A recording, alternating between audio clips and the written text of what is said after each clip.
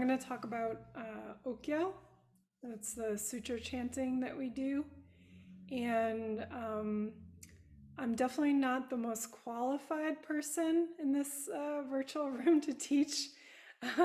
we ha- we have White Law Roshi, who's written, a book on resonance, and has memorized all of the Okyo. And other senior students who also know a lot about Okyo. It's a type of training that all of us have to do within our lineage. We do it in the context of intensive training. All of us train usually in some form on our own.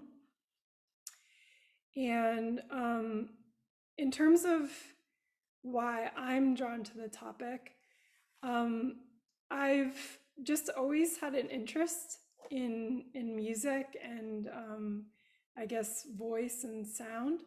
From the time I was little, like my mom was a hippie and we used to sing together. She would play the guitar, and I did the chorus all through middle school and part of high school, and got super into karaoke when I lived in Japan. So I'm into voice, though I'm not. I would say I'm not classically trained in any way. It's just something I enjoy, and it was something I was really excited to do. Like, it was an aspect of our training I was excited about when I first joined and started training. The other thing I'll say is, in terms of personal relevance, is the name that Krishna Roshi gave me when I became a priest is Meikyo, which means resonant sound. And your priest name is supposed to be basically describing your true self. And when I heard that, I just thought, wow, this is a really great kind of aspiration, and I am quite attached to my name. So in terms of preparing this talk, I had a conversation with Krishna Roshi, and we were talking about, like, in the context of the virtual dojo, that it would be really great if we had more teaching materials, reference materials that people could use. So we're hoping to use this talk in that way. And I've also prepared some slides in a website, which you're going to be able to reference. So in terms of, tonight, you don't, unless, taking notes is part of your learning style, I would just say you're going to be able to refer to all these materials later on. Some things I used to prepare are there's this Omori Sogen, Art of a Zen Master. I'll probably read something from there. We have, as priests, we have this Okyo document that's considered top secret. It was written by Tanoi Roshi, so I'm not allowed. I was always told never to share these, but I've drawn heavily from that in terms of the slides. And then, like I mentioned, White Law Roshi has this book Resonate, which is great, and which we have some, I reference a bit. And we also have our Choka book, which I'll talk about a bit about. So I'm going to start the slides.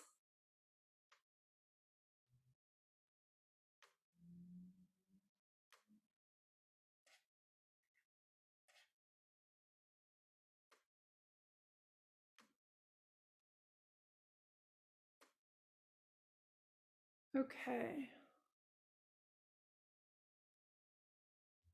Let me know if you cannot see this. You can just come off mute, but otherwise I'm going to go for it. Okay, so in terms of, what is Okyo? Like I said, it's sutra chanting. And a sutra is a Buddhist scripture. And the other word I'll use is choka, which is the sequence of chants that we do. Um, and you'll see in the picture, the little cartoon, this is sort of what it might look like at a temple. There are certain times per day that we do the choka, usually in the morning, and then when I was living in the temple in Hawaii, um, we also did it in the evening, kind of as a closing after classes were finished in the evening. Um, a few other points about what Okyo is not. Although I talked a bit about my passion for singing, it's not singing. And this was definitely made clear to me early on. If you get trapped in the mindset of thinking that it's like singing, I think you'll find that it comes out quite strange. It's also not praying, and I'll talk more about this. We don't um, place any emphasis on the meaning of the words. So although it may look like we're something, it is religious in some way, but it's different than praying. So this is the Choka book that we use, and there's a link there to download it. Our approach to Okyo is musical or energetic in nature, and the goal that we set out is to change the way we vibrate, and others in the universe vibrate as well. And you can see a picture here of White La Roshi presiding over the Okyo during Sesshin in Spring Green. So, in terms of some basics about sound, sound is vibration, is energy, and the word we use for this in our training is ki. That's the word we use for energy. And there's a thing called sympathetic resonance, where each object vibrates at its own set frequency, and this gives it its a special character. And sounds can impact, other things depending on how the frequency aligns with that of the object. So there's a picture here, which you may have seen something like this in science class, where if you have two little waves and you add them together, they're in alignment, they make a bigger wave, okay, a bigger oscillation. Whereas if they're sort of out of phase, um, they cancel each other out. So that's the phenomena. Some examples of this are, from the time when you were little, you learned about pumping yourself on a swing. So you learned that moving your legs, at the right times in terms of where the swing was, could either make the the swing bigger, or it could slow it down. Another example is a radio. So there's FM and AM signals all through the air at all times, and the only time you hear it is if you tune your radio right to the right frequency, and then you can actually pick it up. Another example would be like if you had two tuning forks set to the same frequency or the same pitch, and if you hit one, the other would start vibrating. And finally, there's you may have be familiar with, it's sort of like almost like a joke, from cartoons or something, that if you sing at the right pitch, the a wine glass could break. But it's actually a true thing that if you look on YouTube, you can find people doing it. So I was going to show you, this is also a really famous example, the Tacoma Narrows bridge collapse. So I was going to show you this video because it's a pretty big, it's an example of like the big effect of resonance.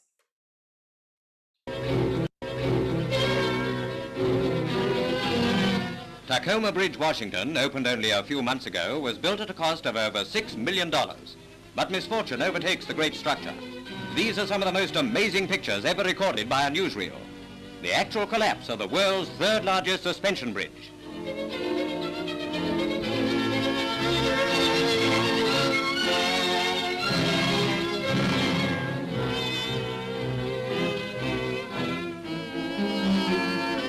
Only a 35-mile-an-hour wind is blowing, but this apparently sets up a rhythmic swinging of the bridge, which increases with each swing.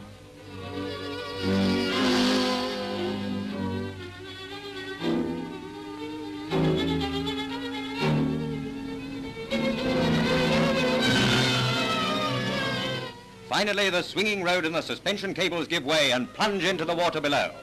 Fortunately, the only casualties were a car stalled on the bridge and a dog.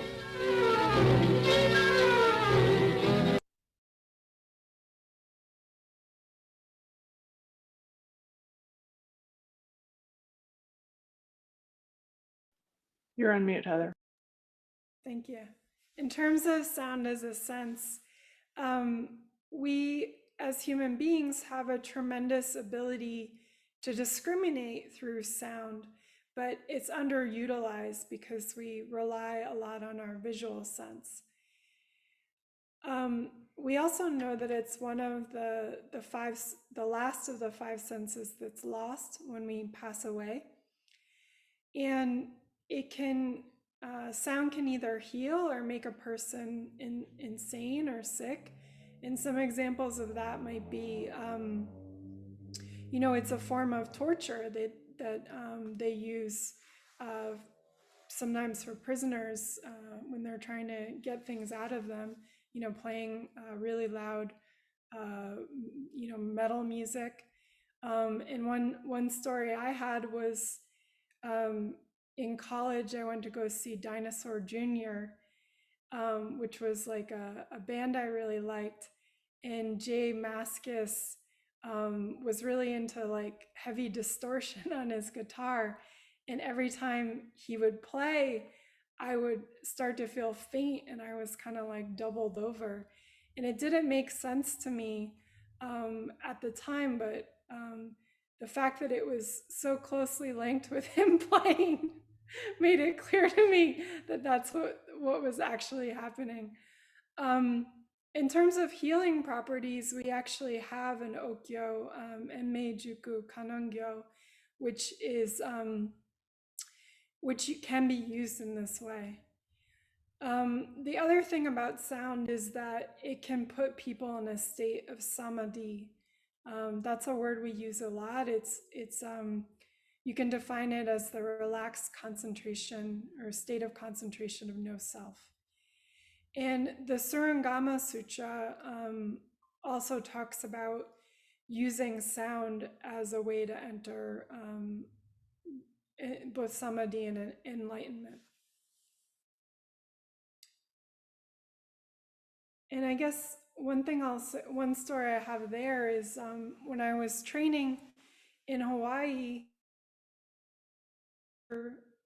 after an intensive training, I was doing Okyo with this woman, just the two of us, and I was on the Mokugyo, and I started feeling like a beat. So the Mokugyo is this drum, and I started feeling this drum beat in my hara, and eventually, my body was like really feeling all the vibration. And afterwards, I could feel all of the sounds for about, it felt like, 1 or 2 miles within a 1 or 2 mile radius. Anytime a dog barked, anytime the bell rang, the big ogane, I would feel it like I was the bell. It hasn't happened to me since, but it was a pretty amazing experience to me, which spoke to the power of the Okyo and, basically the nature of the universe and of myself. Okay, so in terms of what the words mean, we use Japanese versions of Sanskrit words in the Okyo. Some of the Okyo have meaning. The ones that have meaning are examples of that are the Heart Sutra. We chant our lineage, so every sort of Dharma ancestor going back to the Shakyamuni Buddha, or I think even before him. And also our vows. Other of the Okyo do not have meaning, and examples of those are the Dharani.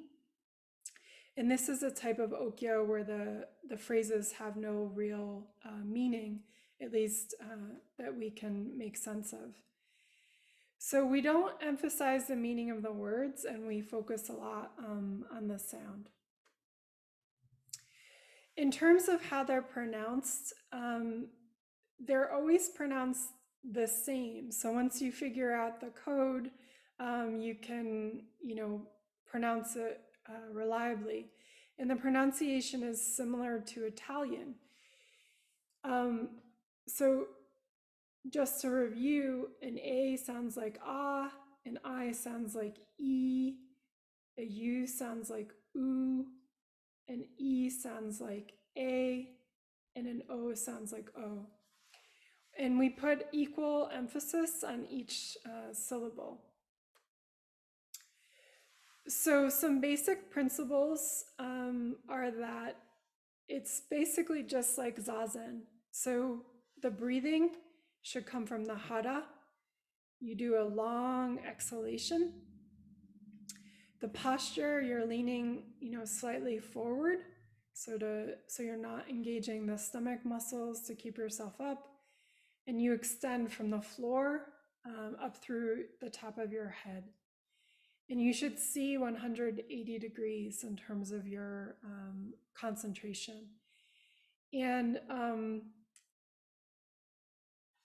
we talk about when we give instruction to beginners, we tell them, and everybody has trouble with this, if you're reading from a book, it's pretty easy to just kind of get focused in on the book and you lose that vision.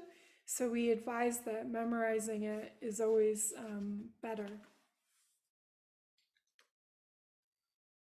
In terms of the sound, you'll see the syllables kind of split out like they are on the screen, but there has to be some, when you're reading them, there has to be some linkage between the syllables. And we talk about horizontal penetration, where one vowel sound connects the syllables like a thread. So in this case, maka, hanya, haramita, shingyo. It would be like an ah sound that goes and connects them together, running through each syllable. We also talk about a vertical penetration. So each syllable being distinct and penetrating. So I'm gonna play an example of this, it's one of our more slow Okyo. It's the 4 vowels, and try to listen for the horizontal and vertical penetration of the sound.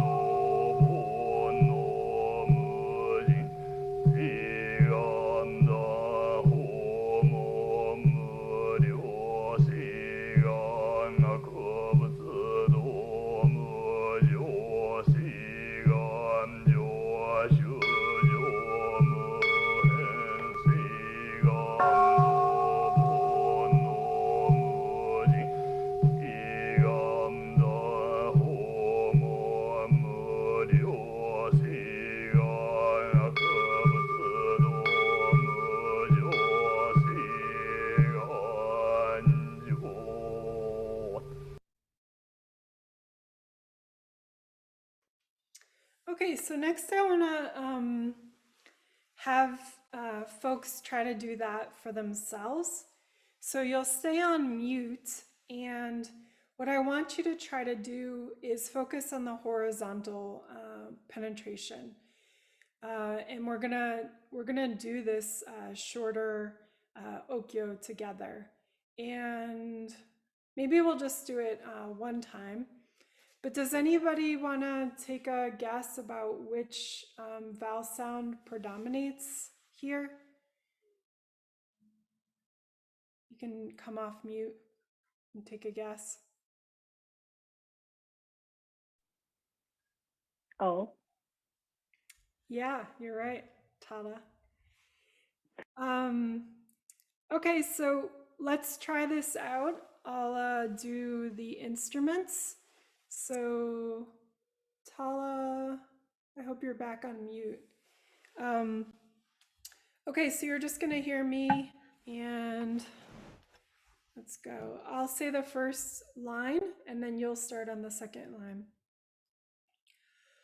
主上無変性觀道我の無人性觀南無の無量性観過去仏道無常性観道 So did anyone feel like they were able to get that or get a sense of what was supposed to happen from doing it? Okay. Okay, so in terms of the instruments I was using, these are my own instruments in the photo. So on the left is the keisu, it's the big bell, so it's called o gesu, and the small bell is called the sho keisu. And the mokugyo, it's basically means like wooden fish. So it's like a carved wooden drum. And in terms of what role they have, the mokugyo, the drum, it sets the pace. And the keisu, they're signals, and they're also providing resonance. So the small bell marks the different rounds of Okyo. It also tells you when to start and slow down and stop. Okay, in terms of rhythm, you match the leader who's running the Okyo, and you try to follow the pace of the mokugyo or the drum. And you basically you don't stop. So even if you miss a syllable or you know you get mixed up, you just keep going. That's a principle.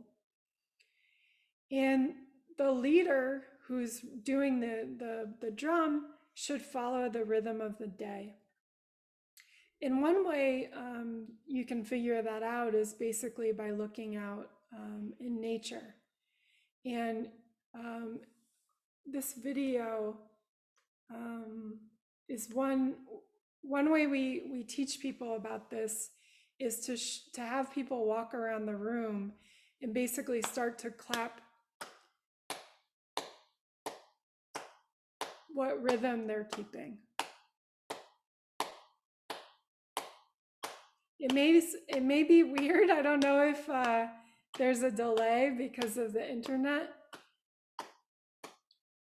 but if people are just walking around naturally, they accord that rhythm of the day.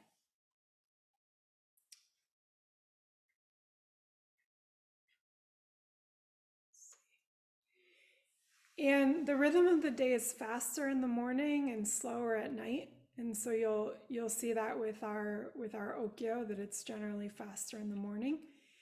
And any increment of the rhythm of the day is okay. So it can be like twice as fast, 4 times as fast. um, half as fast, a quarter as fast. But you can try seeing what the impact is of speeding up or slowing down, and notice what happens. If you're on the rhythm of the day, it's going to be easier and more energizing. And if you're not, people are going to start, not being able, they're going to start missing words, not being able to pay attention or stay together.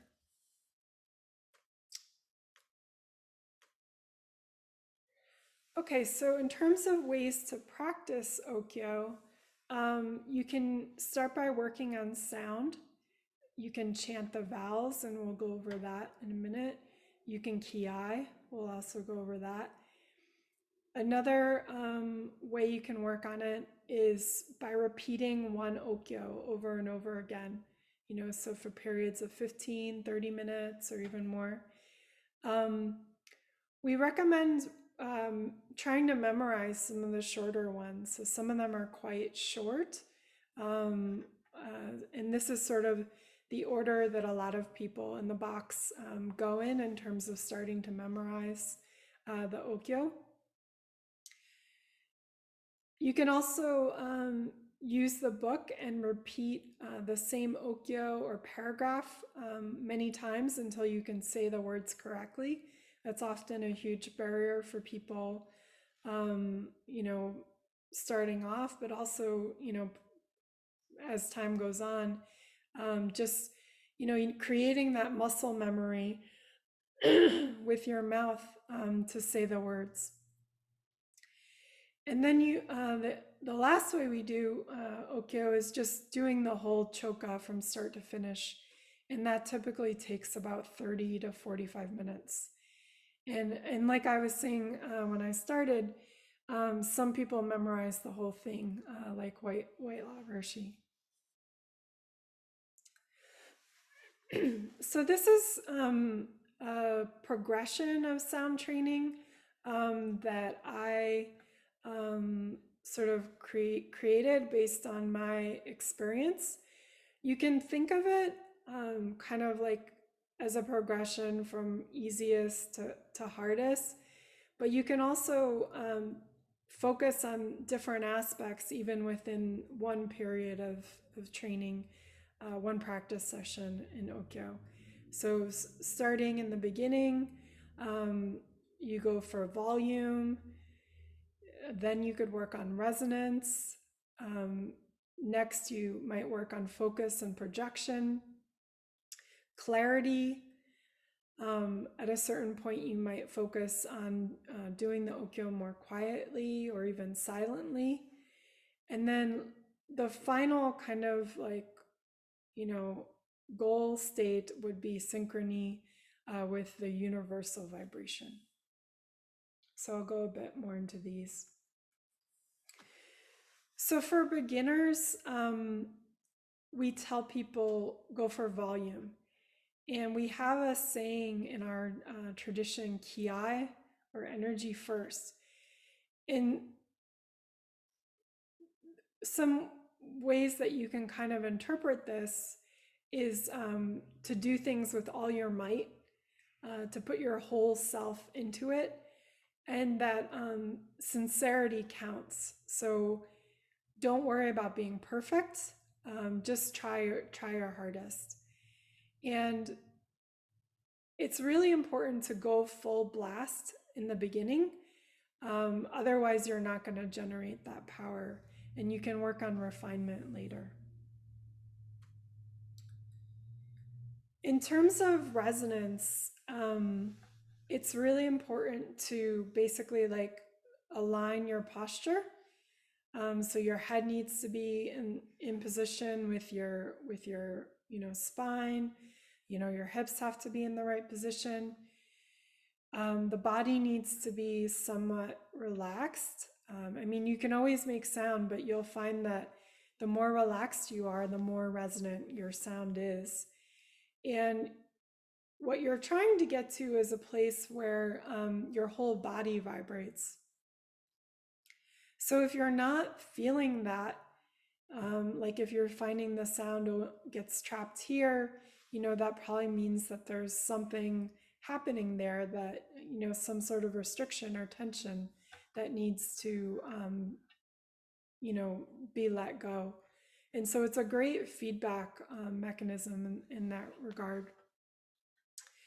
The sound that you make is actually not just one note, it's a combination of low, middle, and high tones. And I have on the right, there's a picture of me making what my voice looks like making a vowel sound. I use this pitch detector app. And so you can see that I'm making like some G sounds, D sounds. I think there's an F. So, so the bass tone, the low tone, is what carries the intensity, but all these different overtones, the higher notes that are coming out, are actually what makes your voice distinct. And like I was saying, the sound that you get out, it really varies from day to day based on the condition of your body and also the quality of your breath. So this is a picture from Whitelaw Roshi's book, Resonate. And it has the chakras. Those are the white dots on the woman's body.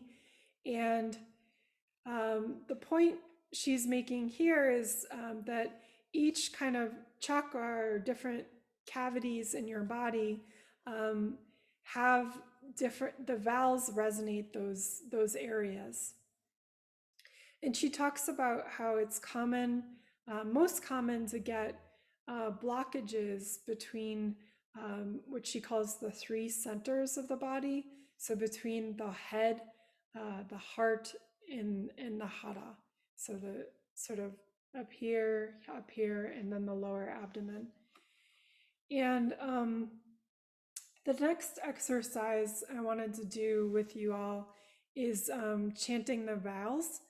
And I asked my friend and colleague, Rebecca Ryan, to lead us in this. Rebecca, are you there? Yes, I am.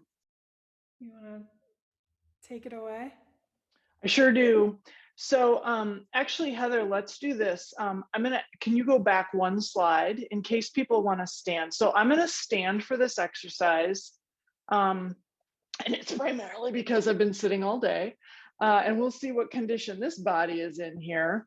But you can, however you can achieve sort of that aligned posture, right? Like Heather said, you want ears over shoulders, right? You want shoulders over hips, and you want a solid 3-point sort of stance. And now, if you're standing, obviously you're not a 3-point stance. If you're sitting, you're in a 3-point stance with your coccyx, your butt bones, and your knees or feet. But if you're standing like I am, you want to feel your toes to the ground, or if you're wearing shoes, your toes in your feet, your toes in your shoes, but your shoes on the ground. Hips over feet, okay, hips over feet. And just maybe hold your belly a little bit and let your hara relax. Some of us who've been maybe hunched over computers all day or doing whatnot. Okay, so just let yourself relax. And we're gonna do bottom up and then top down. So you can let your belly go. So toes in the ground, hips over feet, open heart, and good posture. And I will just say the vowel sound that we're gonna chant together. You'll keep yourself on mute, but chant the vowel sound along with me. And we'll go all the way up, and then we'll come all the way down. So if you're like Scobie and you're a music nerd, you can think about this like doing scales within your body. So we'll start with O. Here we go. Inhale. O.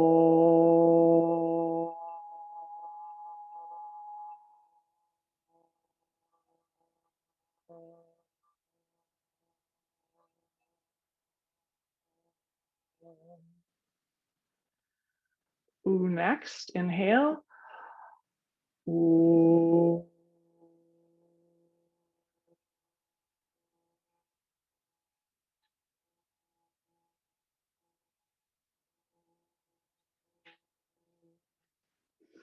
Ah, next. Ah.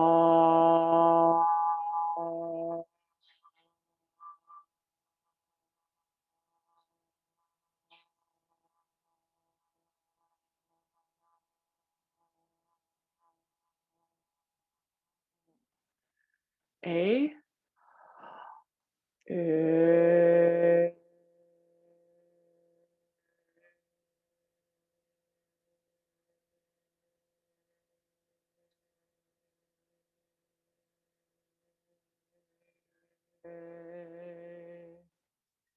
E.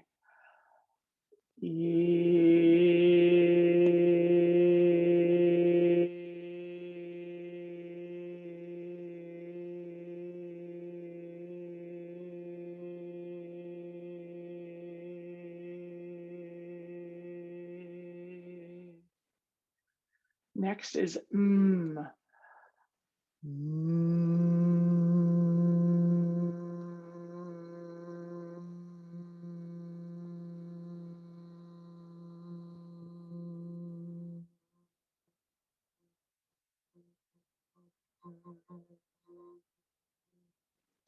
And then ing, like the last sound in the word sing.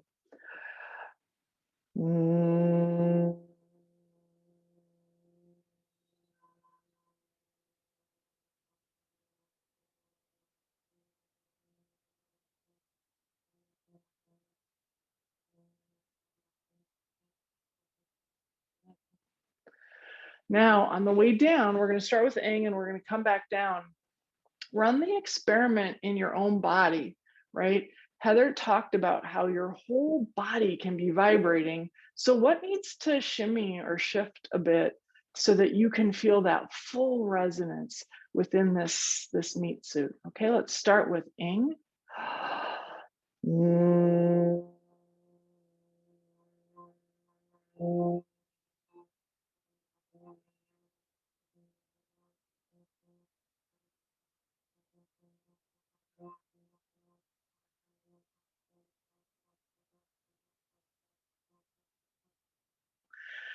Mm.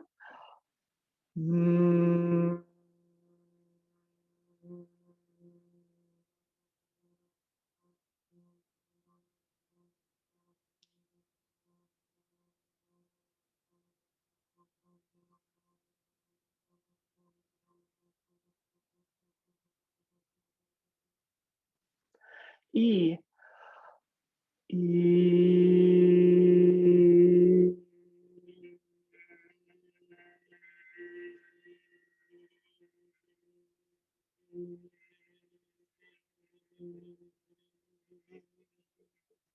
A. A.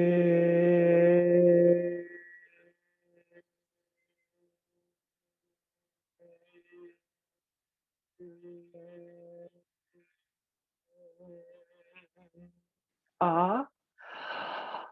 Ah.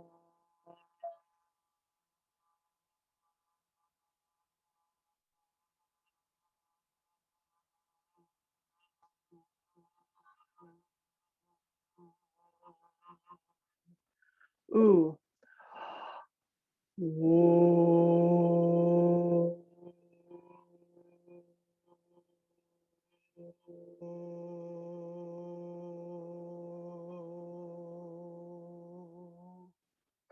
Oh.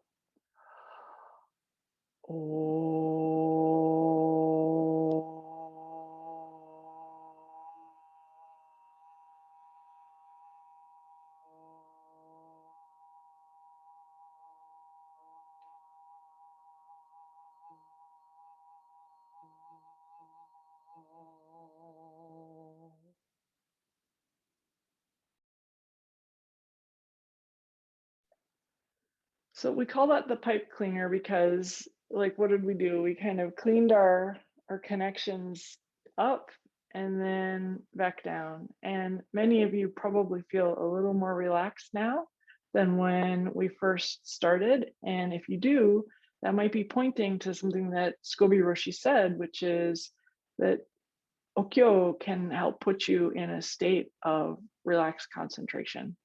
Heather, back to you.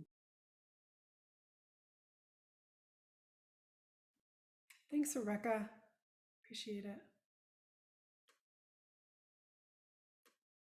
Okay, so in terms of a next stage, what we've called focus and projection,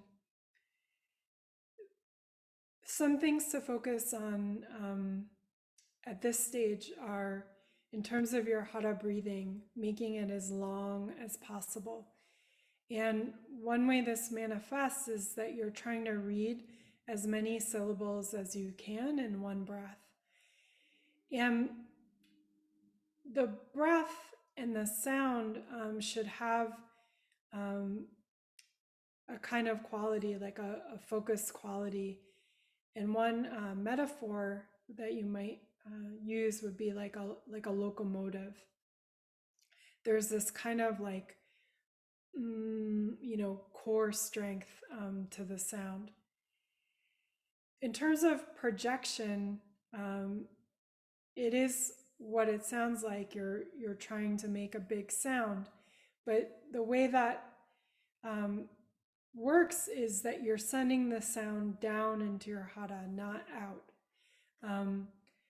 And one way that I was taught at some point is that it should feel like you're swallowing the sound. I think that has the effect of loosening your throat, but to me, there's also a huge kind of quantum difference, like a quantum leap, when I'm doing that versus when I'm not, in terms of the volume and the resonance of my sound. When you're putting all that pressure down, you can have some back pressure that starts to arise, and you need to just keep letting that go. And one analogy that's used is to make each word like a piercing arrow. And there's this story of Nansobo. He was a priest that the story was that he said he was gonna stay and train wherever his iron geta wore out the cloth thong. His iron slippers wore out the cloth thong of the slipper. And when he found this place, there was a big snake there.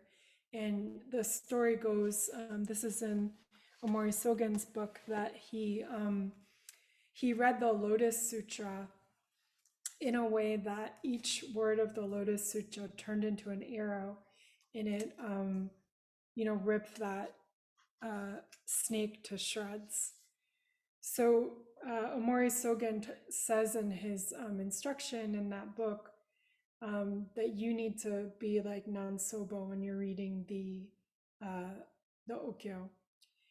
And some other instructions he gives are to become each word moment by moment, and to feel like the sound of other voices is coming into your ear and out of your mouth.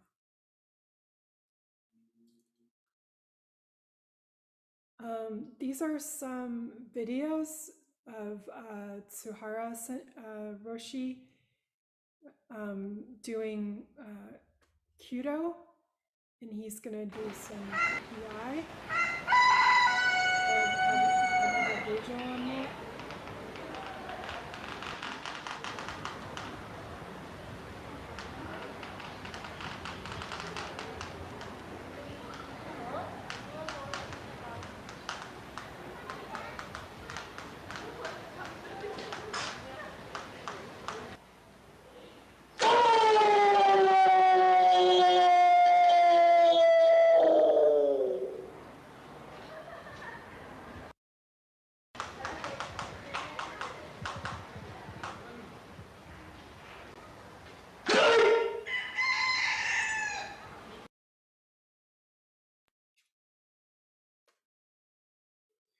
Okay, so next exercise we're gonna do is ki.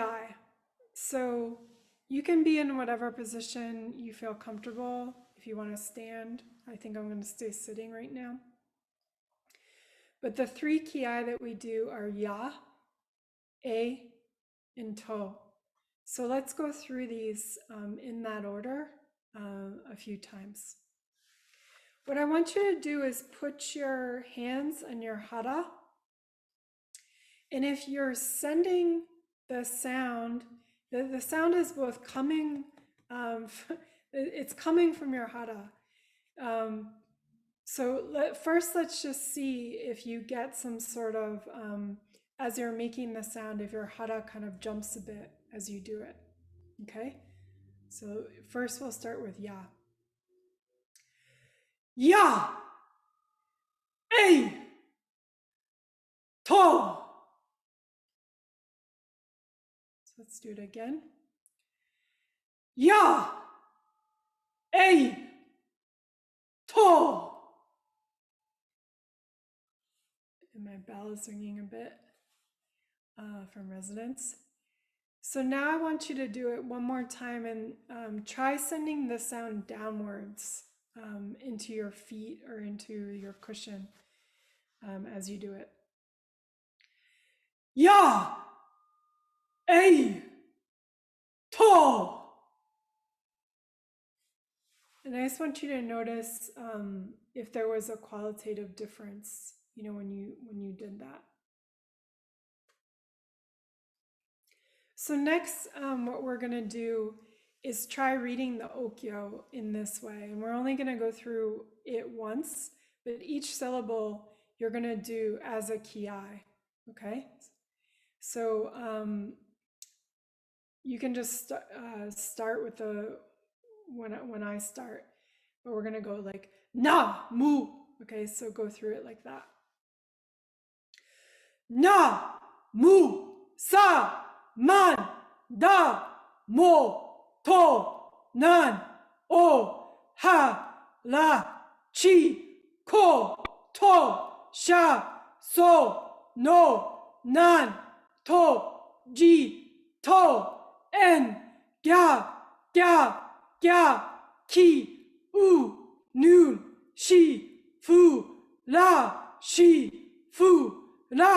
ha, la, shi, fu, la, ha, la, shi, fu, la, chi, shu, sa, chi, shu, sa, shu, shi, li, shu, shi, li, so, ha, ja, so, ha, ja, say, chi, ga, shi, di, a, so, mo, ko.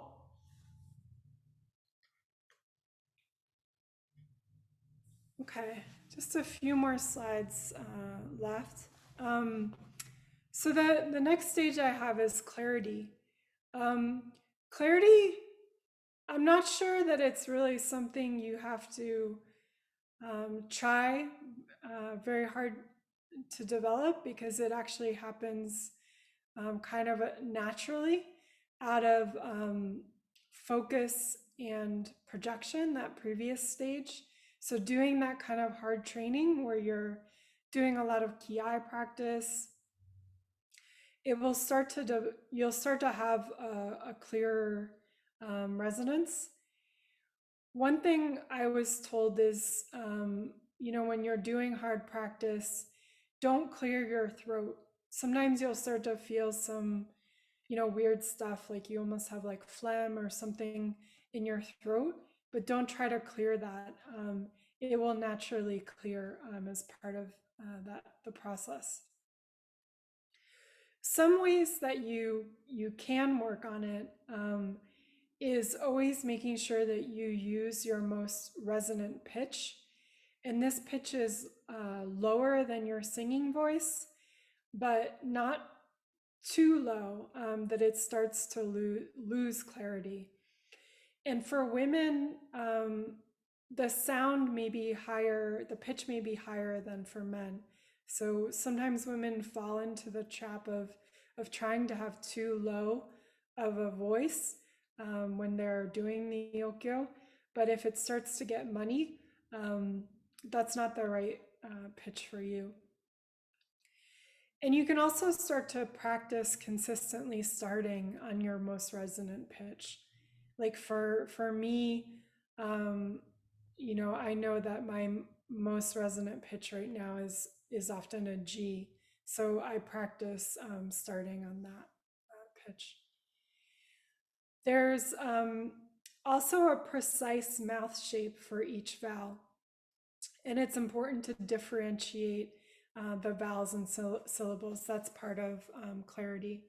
And I have a few slides that I'm skipping that you can go and check out on the web in terms of exercises. So in terms of quiet or silent resonance, you can practice maintaining resonance at lower volumes. You can also practice making the Okyo internally. This really helps. I find it's really helpful for my posture and getting my breath longer. So you can make that vowel sound internally. And you can do it whenever, when you're doing a variety of things. And I know Tanoi Roshi used to say that silent ki was the most deadly kind, and that's because the resonance remains. But you can't get to this stage without going full volume in the early stages. In terms of the last stage, we've said if you read the Okyo correctly, you will go into samadhi, and the kinds of ways that you'll know that are that your body will feel more relaxed, you'll feel more vibration throughout, you'll have sort of maybe an absence of sense of self in the group, or body and mind. Your mind won't stop. You'll be able to read the Okyo more easily without making mistakes. And you can also start to develop, to deepen this by trying to match nature, by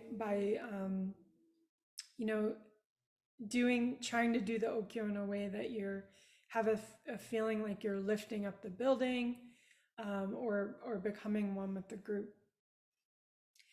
And Tanoi Roshi talks about, like in his Okyo paper, that what you're really trying to do is match your vibration to the frequency of the universal force, what's called the Kozen no Ki.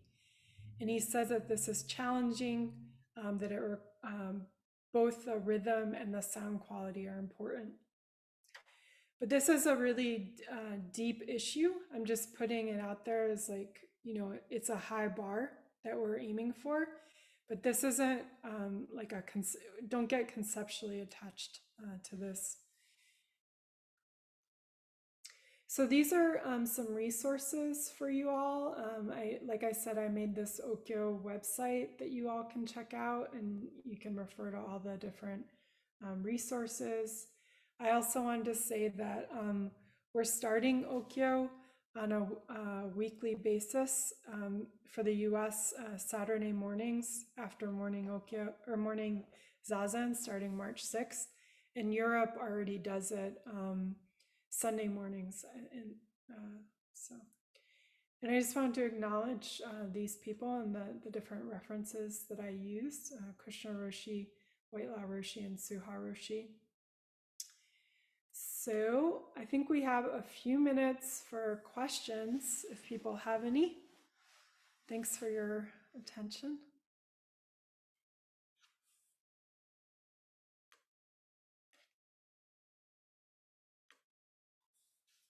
Kate?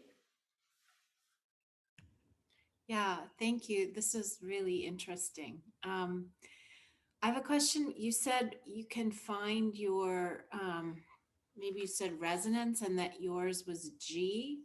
Can you talk a little bit more about that? Like, how do you begin to even know what that is, or how to find that? Yeah, that was one of the slides that I skipped, so you can go and try that one. But one way is like before starting Okyo, a good way to start is, ki, hey, and then go ah. And often like what will just come out will be your most resonant frequency. Like it, just try to do it without thinking. Um, the other way you can do it is Kushner Roshi had made this resonator video, and I linked to that. So it's like using this toilet paper tube with wax paper on it. Like it's a homemade kazoo. And you can find based on the sound that that thing makes where you're getting the most resonance. And then what I did was I used the pitch detector app because I don't know like what's, oh, this is a G or whatever. I used my phone to figure out what sound I was getting the most resonance. Thank you. Mhm. Any other questions?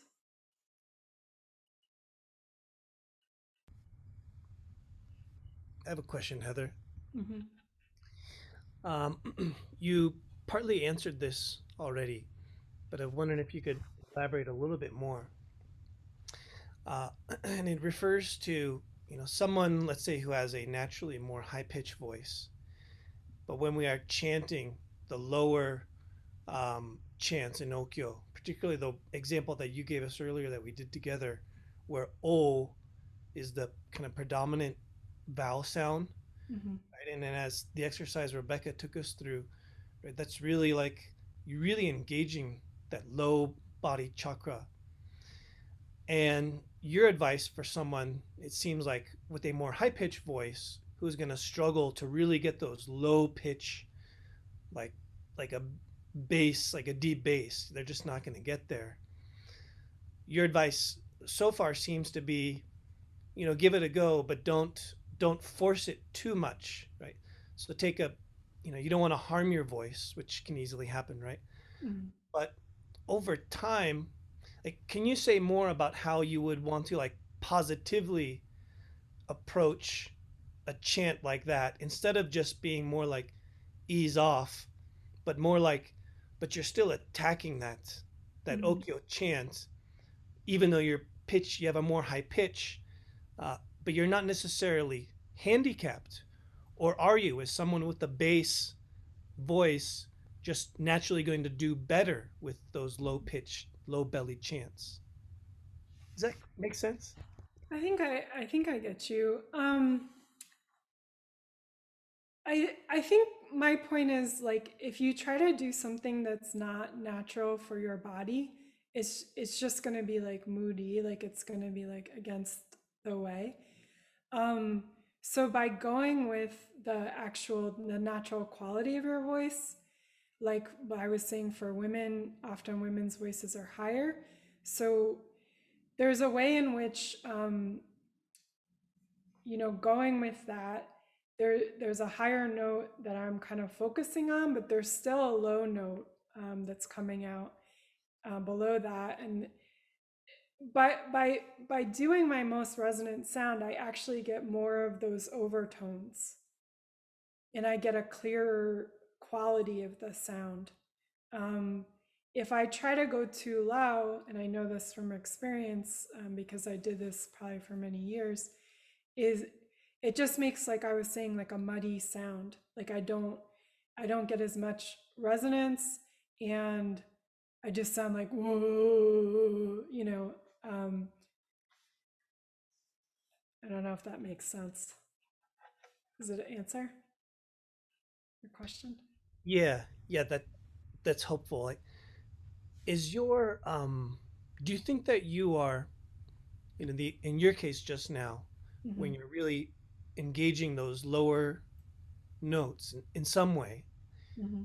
are you engaging your hara any differently from how you would if you were doing like a Well, I think the other aspect of your question that I didn't address, and I was wondering if you were going there, is that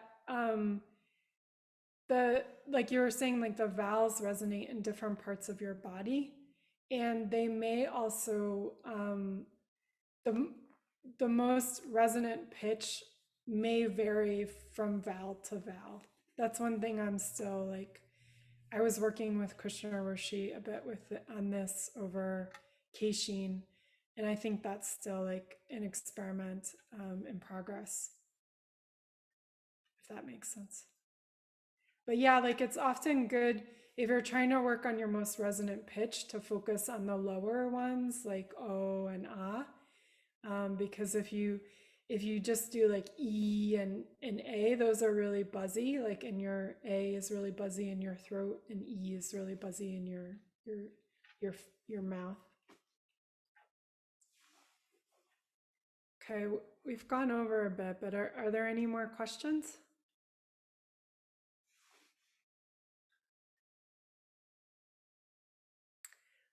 Okay, well, thanks you guys. I appreciate you being here, and hopefully, if some of you are interested, you'll come and do Okyo with me on Saturday mornings starting in March. So thanks a lot for being here, and feel free to write me if you have any more questions.